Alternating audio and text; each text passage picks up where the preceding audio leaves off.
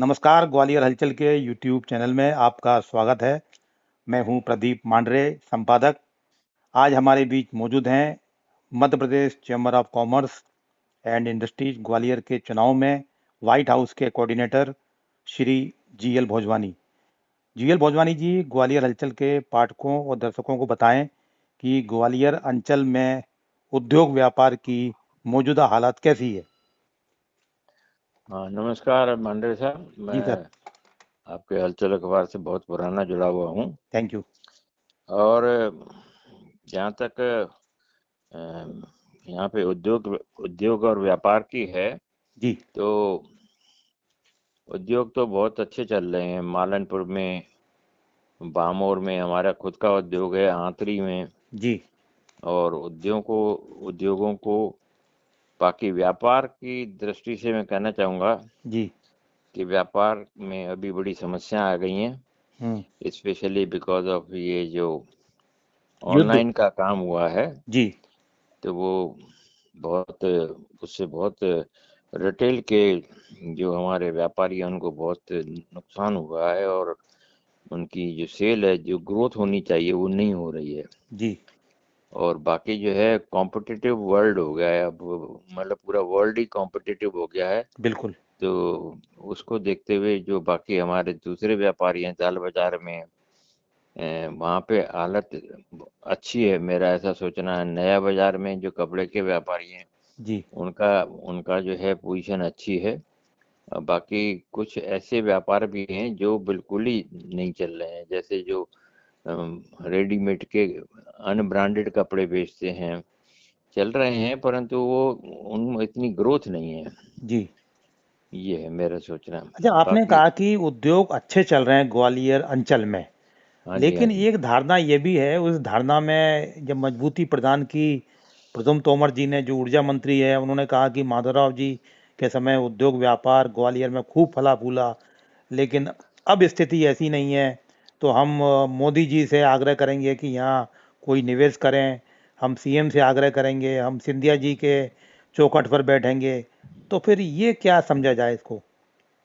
जब उन्होंने बिल्कुल सही कहा है। देखिए, मैंने कहा ना, अगर अपन को ग्रोथ करनी है तो ग्रोथ के लिए नए उद्योगों का आना बहुत जरूरी है। जी और जो ज्योग्राफिकल लोकेशन है ग्वालियर की, माफ करना आप मेरे को, जी। कि वो ज़्यादा अच्छी नहीं है। हम्म। क्योंकि यहाँ पोर्ट से हम बहुत दूर हैं। हम्म। जो जितना भी माल विदेशों से आता है वो यहाँ तक आने में बड़ी रॉ मटेरियल तकलीफ होती है। जी तो आज की तारीख में जो उद्योग चल रहे हैं, जो एआई के उद्योग हैं उसके लिए, और दूसरे उद्योग हैं, तो उनका कहना बिल्कुल सही है कि कोई आज 4-5 हज़ार करोड़ रुपए के इन्वेस्टमेंट का उद्योग लग जाए तो बहुत ज़्यादा हमको रोजगार मिलेगा, हम्म। गवर्नमेंट को बहुत टैक्स मिलेगा और शहर की, इस अंचल की ओवरऑल तरक्की होगी। ये मैं कहना चाहता हूँ। मतलब माधवराव जी के समय जो स्थिति थी, उद्योग व्यापार फले फूले, अब ऐसी स्थिति नहीं, ये भी आप मान रहे हैं। नहीं नहीं साहब, वो उनका ये कहने का मतलब नहीं है। आप जो कहना चाहते हैं वो चाहते हैं कि भाई अगर इसको और फलना फूलना है तो और उद्योग लाए जाएं यहाँ पे। तो मैं ये वही तो थोड़ी जानना चाह रहा हूँ कि और उद्योग जो से लाए जाएं, तो क्या हाँ, नहीं आ रहे हैं, क्या क्या वजह है। हाँ, मैंने बता रहा हूँ ना एक आपको। तो आपने ये मुझे बताया पोर्ट से दूर है। पोर्ट से दूर है, और जो मार्केटिंग, हम एक ग्वालियर का आप नक्शा देखेंगे तो हम नॉर्थ में ऊपर ऊपर हैं। जी तो पूरा 80% भारत नीचे है उसके। जी तो वो मार्केटिंग की प्रॉब्लम्स हैं। इस तो मतलब इसको अगर आप कहोगे साहब, अच्छा मध्य प्रदेश में बताइए कौन सा ऐसा शहर है, तो जैसे इंदौर है, उसकी लोकेशन बहुत अच्छी है। जी इंदौर की लोकेशन ज्योग्राफिकल अच्छे है, इसलिए आप इसको पाएंगे कि इंदौर ने ग्वालियर से 10 गुना तरक्की की है। जी। तो तो अगर, केवल लोकेशन के कारण। हाँ जी, लोकेशन का बहुत फर्क है। हम तो खुद रेलवे का काम करते हैं जी। और हमें लोकेशन का, अब जो है हम लोकेशन थोड़ी बदल सकते हैं। लेकिन हम जबलपुर भी आ गए, रायपुर भी आ गए।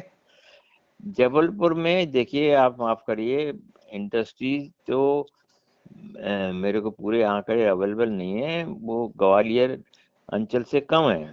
जी रायपुर ने जरूर तरक्की की है, स्पेशली इसलिए कि वो छत्तीसगढ़ की राजधानी रही जी। और है अभी। हम्म। तो वहाँ पे स्पेशली स्टील के उद्योग ने बड़ी तरक्की की है। हम्म। और दूसरा क्या है कि मध्य प्रदेश में, पूरे मध्य प्रदेश में अब तो खैर चीजें थोड़ी बदल रही हैं, क्योंकि अब ऑल्टरनेट एनर्जी के सोर्सेस आ रहे हैं। जी। अपने यहाँ शुरू से पावर की कॉस्ट ज्यादा रही, हम्म। उसको गवर्नमेंट का उसकी तरफ आकर्षण किया गया, ध्यान आकर्षण किया गया, पर वो उस समय, तो उस चक्कर में पहले आपको बता दें, किसी टाइम पे हमारी बामोर में जो स्टील की फैक्ट्रियां थी वो धीरे धीरे बंद हो गई, क्योंकि उसमें मेन रॉ मटेरियल पावर होता है। जी। तो अब वो धीरे धीरे पनप रही हैं, और मालनपुर बहुत अच्छा काम कर रहा है, उसमें कुछ तो अपने अंतर्राष्ट्रीय लेवल की कंपनियां हैं, गोदरेज है, और भी हैं, एक पेंट की कंपनी है। तो जो प्रद्युमन सिंह जी ने कहा है, उनने कहा है कि उस समय जब इतना फल फूल रहा था बड़े महाराज जी। के समय, तो अब क्यों नहीं, अब जब नए आएंगे, देखिए ग्वालियर का कोई आप व्यक्ति सोचें कि वो 4,000 5,000 करोड़ का लगाएगी फैक्ट्री, वो तो पॉसिबल है नहीं। हम्म। वो तो बड़े बड़े किसी इंडस्ट्रियल ग्रुप को आना पड़ेगा। नहीं तो अब वही तो मान, भोजवानी जी, यही बात हो रही है। क्या वजह है कि 20 सालों में बड़े उद्योग ग्वालियर में नहीं आ रहे हैं? क्या वजह है? बड़े उद्योग हैं ना मालनपुर पे, आपको पता नहीं है, जी। बहुत बड़े बड़े बड़े उद्योग हैं जी। जो पूरे भारतवर्ष में सप्लाई करते हैं। पर वो जो अपने हमारे बड़े महाराज ने श्रीमंत माधवराव सिंधिया जी के प्रयत्नों से वो आए थे, जी। उसके बाद जो आने की वो प्रक्रिया है, वो बराबर कंटिन्यू नहीं रही है। मैं वही तो पूछ रहा हूँ कि पिछले 20, जैसे आप बताएं, आप बड़े उद्योगपति हैं, पिछले हाँ 15-20 सालों में कोई हाँ। अच्छे खासे उद्योग ग्वालियर में, मालनपुर में, बानपुर में आए हैं जिससे रोजगार बड़ा हो? नहीं, उसका ये कारण है जी। कि देखिए, ऐसा सब ऐसा है, जो उद्योगपति आता है, जी। जी। वो शौकिया तो आएगा नहीं, बिल्कुल। क्योंकि ये तो अपन व्यर्थ में बात कर रहे हैं कि वो बहुत प्रभावित हो जाएगा, ये हो जाएगा, वो सब हम्म। कुछ हो जाएगा। हम्म। पर वो असल में तो अपना वो देखेगा नहीं कि मेरे को बेस्ट लोकेशन कौन सी है। हम्म। वो तो देखिए, एक जो भी व्यापारी भी हो या उद्योगपति, वो तो देखेगा मेरी बेस्ट लोकेशन कौन सी है, जो मैं आज 4,000 करोड़ रुपए लगा रहा हूँ, तो उसमें ग्वालियर, मैंने आपको पहले भी कहा, ज्योग्राफिकली वो पिछड़ जाता है। चलो ठीक है, बेस्ट लोकेशन ही मुख्य है, या यहाँ पर जो सिक्योरिटी वाला मामला रहा है जो एक प्रकार का? नहीं, अब नहीं रहा सिक्योरिटी अब वाला। नहीं है, अब ठीक है सिक्योरिटी। मैं नहीं मानता। मैं तो पिछले कई वर्षों से देखता है, मैं बार बार बात करता हूँ जी। कि लॉ एंड ऑर्डर की पोजीशन बढ़िया है। बहुत अच्छी हो गई है, पहले से बहुत अच्छी। मैंने वो सब तरह के दिन देखे हैं जी। अपने ग्वालियर, हाँ। हमारे आंतरी फैक्ट्री में। हम पहले जी। यहाँ से हार्डली 25 किलोमीटर दूर है। अब तो हम रात को 2 बजे भी आते हैं तो हमें कुछ नहीं लगता, कि हम तो कोई हम्म। प्रॉब्लम नहीं है, जो पहले नहीं था। मतलब ये माने कि बीजेपी के शासनकाल में उद्योग व्यापार को बढ़ाने के मामले में लॉ एंड ऑर्डर की स्थिति अच्छी है। बहुत अच्छी है। अच्छा, आपने पावर कॉस्ट ज्यादा है ये बात कही, यह ग्वालियर के संदर्भ में कहा कि पूरे एमपी के संदर्भ में कहा? पूरे एमपी के संदर्भ में कहा, जी। स्पेशली छत्तीसगढ़ से कंपेयर कर रहा था मैं। जी। छत्तीसगढ़ में ये इतनी सारी स्टील इंडस्ट्री आई, ये आई, गवर्नमेंट को बहुत समय उसमें कहा गया था कि भाई आप पावर की कॉस्ट कम करो। हम्म। जैसे क्या होता है, कोई स्टील फैक्ट्री लगती है, कोई सरिया बनाने की फैक्ट्री लगती है, हम्म। तो उसमें रॉ मटेरियल जो होता है वो पावर होती है। हम्म। अब वो ही महंगी है, तो सब चीजें वो कॉम्पिटिटिव नहीं रहेंगे ना आप। इसलिए आपने देखा होगा कि बामोर में जो पहले बड़ी बड़ी फैक्ट्रियां थी वो बंद हो गई, जी। और अब धीरे धीरे लग रही हैं। अब तो मैंने बताया ना, एनर्जी के और भी सोर्सेस आ रहे हैं। हम्म। तो मेरे को ऐसी उम्मीद है कि भविष्य ग्वालियर का अच्छा है, ऐसी कोई बात नहीं है। तो एक तरफ सर आप कह रहे हैं लोकेशन ठीक नहीं है इंदौर के मुकाबले भी में भी, दूसरी हाँ, तरफ सर एक मिनट, तो आपने पावर की बात भी ज़्यादा कही, पावर कॉस्ट ज़्यादा है, फिर ऐसे माहौल में फिर कैसे नए उद्योग आ पाएंगे?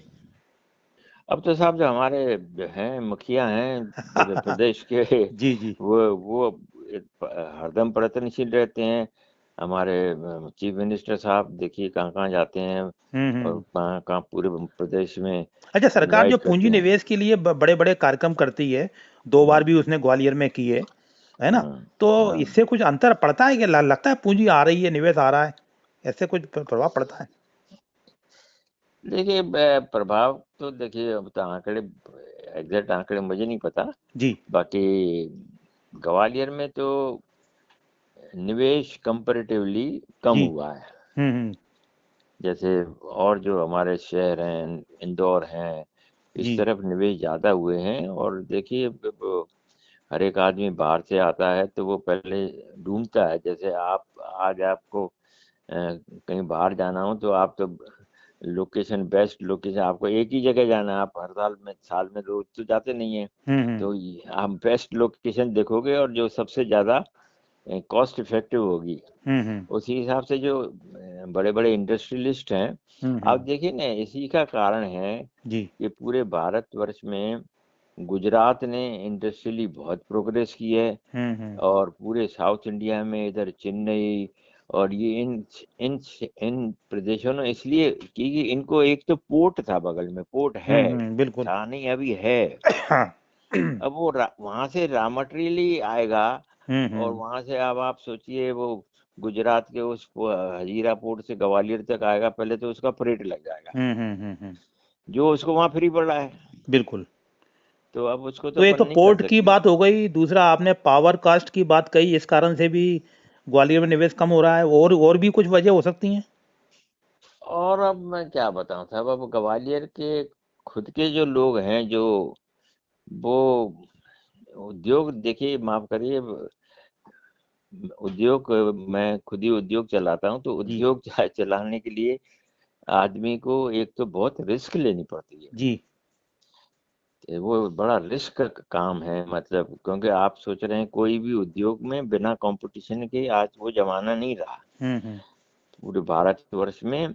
और पूरे आपको पूरे भारतवर्ष से कॉम्पीट करना पड़ेगा। अच्छा, एक ये भी वजह है कि यहाँ लेबर तो ठीक है, सस्ती पड़ जाती है, लेकिन लेबर उतना काम नहीं करती, या लेबर इतनी मेहनती नहीं है, ये भी वजह है क्या? छोड़ जाती है बीच में? नहीं, उसका ये कारण ये नहीं है, वो आप सही आपने पॉइंट पकड़ा है। जी। ये बहुत बहुत अच्छा पॉइंट पकड़ा है आपने। जी। लेबर अब कम मिल रही है। जी। जो लेबर है वो कम है, हुँ। क्योंकि हमारे देश में सरकारी की अच्छी नीतियों के कारण हुँ। जो हमारा निचला वर्ग था उसने भी तरक्की की है। जी। तो जो पहले वर्कर काम करता था, जी। वो अपने बेटे को वर्कर नहीं बनाता। जी। वो तो उसको पढ़ाता लिखाता है, थोड़ा बहुत कंप्यूटर सीख जाता है वो, हुँ। तो वो कंप्यूटर की नौकरी करने लगता है। हुँ। तो इस तरह से धीरे धीरे वर्कर्स की शॉर्टेज हो गई है। तो वर्कर की शॉर्टेज होने से भी क्या उद्योग पर असर पड़ा है, नेगेटिव? हाँ बिल्कुल, बिल्कुल, बिल्कुल, बिल्कुल 100%। तो मतलब ये भी कह सकते हैं कि बेरोजगारी नहीं है? अब साहब ये तो बड़ा वैसा विषय है जी। जी। डिस्कशन का कि बेरोजगारी नहीं है, बेरोजगारी है। जी। जी। पर व्यक्ति जो है, देखिए आज से 50 साल पहले व्यक्ति ज्यादा मेहनत कश था। हुँ। आपको आपको माफ करना, आपको आज की तारीख में ये एक अच्छा पॉइंट भी है कि जी। भाई हमारे सभी वर्ग ने, स्पेशली निम्न वर्ग ने तरक्की की है। हुँ। गवर्नमेंट की नीतियां कह लीजिए, जी। उसका गवर्नमेंट का सहयोग कर लिए, वो तो सब मतलब उनको जीने की मूलभूत सुविधाएं उपलब्ध करा दी गई हैं। हुँ। तो आप पाएंगे नॉट ओनली इन इंडस्ट्री, आपको घर में काम करने वाले भी नहीं मिलेंगे अब। हुँ। क्योंकि वो जो जैसे ड्राइवर है, तो जी। पहले जो ड्राइवर था वो अपने बेटे को ड्राइवर नहीं बनाना चाहता। बिल्कुल।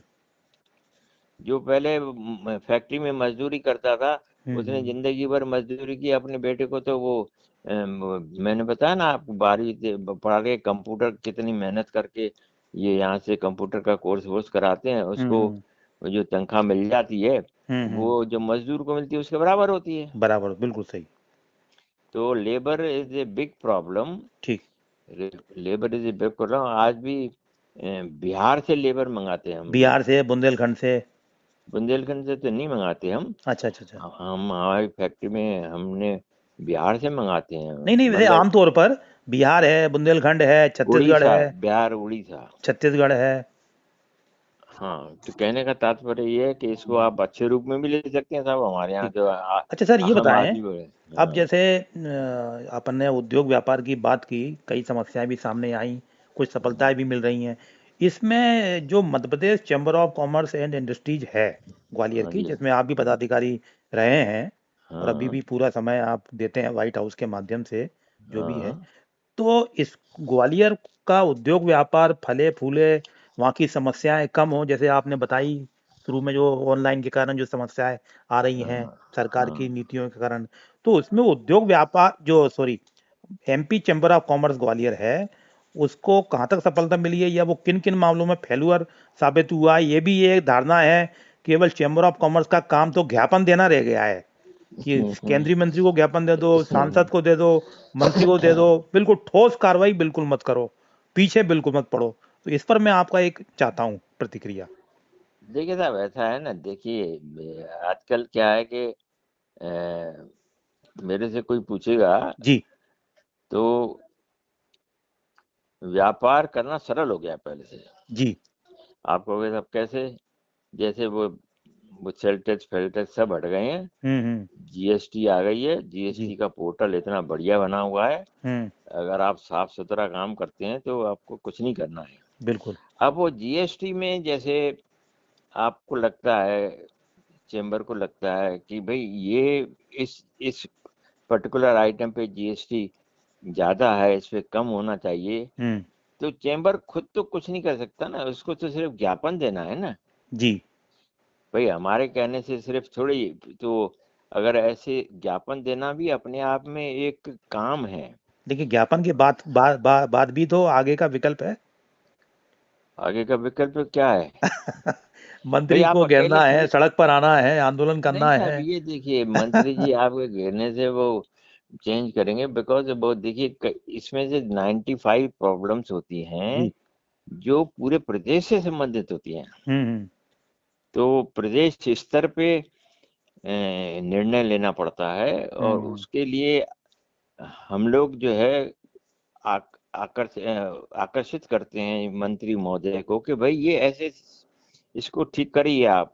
हम्म। और मेरे को लगता है कि कुछ तो असर पड़ता होगा ना, अगर आप किसी को देंगे, किसी को मिलेंगे, तो वो बिल्कुल। जिम्मेदार होते हैं मंत्री महोदय। ठीक। वो आगे बात ले जाते हैं, वो अपने उसमें रखते हैं, कैबिनेट में रखते हैं, हम्म। तो उसका फायदा होता है। बाकी चैम्बर और भी हमारे व्यापारियों की प्रॉब्लम सॉल्व करता है। अच्छा, मुझे सर कुछ बता पाएंगे, कुछ एग्जांपल, जैसे चैम्बर ऑफ कॉमर्स के प्रयासों से उद्योग व्यापार में कहाँ कहाँ सफलता मिली, कुछ दो तीन एग्जांपल पिछले कुछ सब सालों में? मादलपुर में उद्योग आए, उसमें चैम्बर का बड़ा सहयोग रहा। हम्म। और चैम्बर ने जो है शासन से कहा, बड़े महाराज से कहा।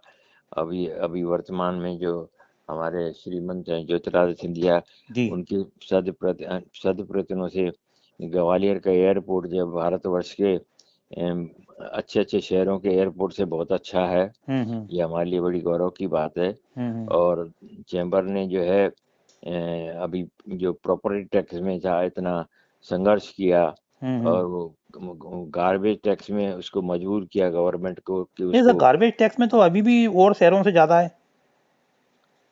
सब और शहरों से ज्यादा, पर जो पहले इन्हें लगाया था उससे तो बहुत कम करा दिया ना। हम्म। उससे तो बहुत कम कराया ना, इसीलिए चैम्बर की लड़ाई, चैम्बर ने जो संघर्ष किया उसके कारण ही तो हुआ। अच्छा, बिजली मीटरों में जो स्मार्ट मीटर लग रहे हैं, उससे हाँ जी, चैम्बर कहाँ तक सहमत है, या ठीक लग रहे हैं? बिल्कुल सही लग रहे हैं साहब, आपने बहुत अच्छा पॉइंट उठाया है, स्मार्ट जी मीटर लगने चाहिए। जी एंड मैं, आप बड़े फॉर्चुनेट हैं, मेरी आज सुबह ही किसी से बात हो रही थी, जी तो वो जो है उधर रहता है, तिगरा की तरफ रहता जी है। जी। तो बोले हमारे यहाँ तो स्मार्ट मीटर नहीं है। हम्म। और मैं, तो हालांकि मुझे ये बात ये कहनी नहीं चाहिए आपको, तो वो बोले हमारे यहाँ तो आते ही नहीं है इंस्पेक्टर, बहुत चोरी होती बिजली की। हम्म। तो स्मार्ट मीटर तो बहुत ही जरूरी है, क्योंकि हमारे यहाँ बिजली चोरी की बहुत बड़ी समस्या है। जी। वो स्मार्ट मीटर से कम हो जाएगी क्योंकि उसमें ऑटोमेटिकली वहीं आ जाती है रीडिंग। हम्म। तो ये this is a very good point आपने उठाया, और आप कहूँगा, मैं कहूँगा आप लोग भी अपने उससे कि भाई स्मार्ट मीटर एमपीबी जो है बहुत जल्दी लगा है सब जगह। ठीक। अच्छा, आपने अभी स्मार्ट मीटर का समर्थन किया और कहा कि इससे बिजली की चोरी नहीं होगी, और जी। लेकिन जो आपने जिनको टिकट दिया व्हाइट हाउस के रूप में, या पारस जैन जी ने हमें, यानी कि ग्वालियर अंचल को इंटरव्यू दिया है कि स्मार्ट मीटर से ज़्यादा बिलिंग आ रही है, गलत बिलिंग आ रही है, लोग परेशान हैं। हम इस मामले को, इस जो चुनाव है, इसमें बड़ा मुद्दा बनाएंगे और ऊर्जा मंत्री जी से भी मिलेंगे। साहब, एक्चुअली उनका कहने का मतलब ये नहीं है। जी। उन्होंने आपको आकर्षण ये किया कि देखिए स्मार्ट मीटर में है तो उसका नाम है स्मार्ट मीटर, जी। कभी वो स्मार्टनेस से काम नहीं करता है। जी। तो क्या होता है कि जो उपभोक्ता होता है तो वो बहुत परेशान हो जाता है, जी। और उसको अपने स्मार्ट मीटर को चेक कराने के लिए, और वो कराने के लिए बहुत फॉलो अप करना पड़ता है। जी। तो इसकी कोई प्रक्रिया होनी चाहिए, और आई डोंट नो टेक्निकली कैसे पॉसिबल है कि जैसे आपके पास स्मार्ट मीटर लगा है, जी। आपने आवेदन दिया कि भाई मेरे मेरे को ऐसा शक है कि मेरा स्मार्ट मीटर खराब चल रहा है। हम्म। तो एमपीबी जो है उपभोक्ता के हित में फ्री ऑफ चार्ज एक पैरेलल मीटर उसके वहाँ लगाए, हम्म। और दोनों की रीडिंग चेक करवा दे उसको 7 दिन में, और हम्म। उसको खत्म हो जाए। भाई यही गलतफहमी दूर करनी है ना कि आपका जो स्मार्ट मीटर लगा मतलब है वो ज्यादा। आप ये कहना चाह रहे हैं कि जो लोगों की भ्रांतियां हैं, वो दूर करे सरकार। और क्या। बिल्कुल। तो वो फिर उसके बाद स्मार्ट मीटर ठीक रहेगा, यदि भ्रांतियां दूर हो गई तो। नेचुरली भाई आप आपके पास बिल ज्यादा आ रहा है, अगर आप, मैं तो इतना चलाता नहीं, होता है कि पता पड़ा कि आपके जाने के बाद घर में बच्चे सारा दिन एसी चला के बैठ जाते हैं। बिल्कुल अब सही। आपको तो गलतफहमी में आप, तो उस समय, और दूसरा ये है कि कई स्मार्ट मीटर है तो वो मीटर ना, उसका नाम स्मार्ट जी। जी। है तो उसके अंदर एक मशीन ना, तो वो हम्म। खराब भी तो हो सकती है। बिल्कुल।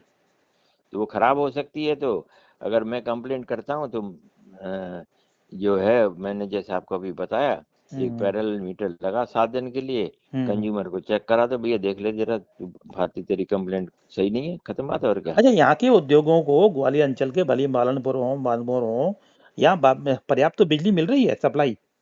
हाँ जी, बिजली हो गई, बिजली की समस्या खत्म हो गई। अच्छा, बामोर में वो फायर ब्रिगेड की बड़ी समस्या थी, दूर हो गई? अभी बनी हुई, अभी नहीं आई फायर ब्रिगेड? अब साहब, हमारी बामोर में पहले फैक्ट्री थी, जी। अब वो वहाँ से हट गई है, दूसरी जगह चली गई है। जी। जी। हमारे पार्टनर के बेटे चलाते हैं पेपर नहीं सेवा नहीं, मैं में। आपकी बात नहीं कर रहा। मैं तो ये बता रहा हूँ हाँ, कि तो ये बारमोर में फायर फायर ब्रिगेड ब्रिगेड। की लेटेस्ट मुझे नॉलेज नहीं है, मैं अच्छा आपको अच्छा गलत अच्छा। बोलूँ। बस सर, हाँ। जीएल भोजवानी, ये आखिरी सवाल पूछ रहा हूँ ग्वालियर हाँ। अंचल की ओर से। ये सवाल है कि आपने इनको टिकट दिया, मिस्टर प्रवीण अग्रवाल की जगह पारस जैन जी को। या। प्रवीण अग्रवाल ड्रॉप कर दिए इस बार, फिर लेकिन वो बगावती मुद्रा में आ गए, और फिर हाँ। उन्होंने सबके सामने भरी आम सभा में आप लोगों को तानाशाह कहा। तो फिर कुछ लोगों को बुरा भी लगा। प्रशांत गंगवाल कह रहे हैं कि हमारे चाचा काका वीरेन गंगवाल जी को भला बुरा कहा, है ना। अरविंद अग्रवाल जी भी कह रहे हैं कि हमें भला बुरा कहा, तानाशाह कहा। हाँ। तो इस हाँ। पर कुछ कहना चाहेंगे आप? अब साहब ऐसा है, जी। देखिए बुरा मत मानना जी। हमको, हमने पारस जी जैन को पूरा डेमोक्रेटिक वे में जैसे प्रक्रिया होती है बिल्कुल। उसके अनुसार उनको वोट दिया। जी। अब वो जो बातें बता रहे हैं प्रवीण अग्रवाल जी, उनको दोहराने की जरूरत नहीं, क्योंकि जी। आपके उसके माध्यम से, जी। तो अब वो कोई आदमी आपसे खफा है, जी। तो आपको ये तो नहीं कहेगा आई लव यू। नेचुरली, बिल्कुल। भाई एक मानवीय स्वभाव भी तो है ना, हम्म। उसको आप थोड़ी भूल सकते हैं। तो अब वो नाराज हो रहे हैं, उनको हम्म। नाराज नहीं होना चाहिए। हमने जो है बड़ा न्यायोचित तरीके से उसको प्रक्रिया को किया है। हम्म। अब ये उनकी सब अपनी मर्जी भी है। जी। तो बाकी हमारे पारस जैन ही नहीं, हमारे 6 कैंडिडेट जो है, आप हम्म। देखना, व्हाइट हाउस के 6 कैंडिडेट, पहले अभी हमने थोड़ा लेट डिक्लेयर किया था, हम्म। जॉइंट प्रेसिडेंट का वाइस प्रेसिडेंट। अब अब उन्होंने भी अपने चुनाव प्रचार में गति प्राप्त कर ली है और मुझे हम्म पूरा विश्वास है हम्म, कि हमारे 6 के 6 कैंडिडेट भारी जीतेंगे। मतों से विजयी होंगे। अच्छा, आपको व्हाइट हाउस के कोऑर्डिनेटर के रूप में तो बुरा तो लग ही रहा होगा कि साहब हमने जिनको आगे बढ़ाया व्हाइट हाउस में 22 साल तक, वही फिर हमें भला बुरा कह रहा है, तानाशाह कह रहा है। देखिए साहब, ऐसा है ना, मैंने आपको बताया ना, ये मानवीय वो है, स्वभाव है। गुण है। गुण तो नहीं गुण नहीं कहते, गुण मान, अवगुण में नहीं जाए, मानवीय नेचर है, स्वभाव है। ये नेचर मानवीय स्वभाव है। और हम्म। नेचुरली मैंने कहा ना, उनको अपना उनकी इच्छाएं हैं, उनकी वो है, तो वो निर्दलीय लड़ रहे हैं। मैं उसके लिए कोई अपनी प्रतिक्रिया नहीं देना चाहता। हम्म। पर हमारा जो पारस जैन जी जो अध्यक्ष के लिए प्रत्याशी हैं, हम्म। वो बड़े भारी मतों से विजयी होंगे और हम दिखला देंगे कि हमारा सिलेक्शन बिल्कुल सही रहा। बहुत बहुत धन्यवाद जीएल भोजवानी जी, आपने हम्म, ग्वालियर हलचल को समय दिया। Thank you. Thank you very much साहब, धन्यवाद।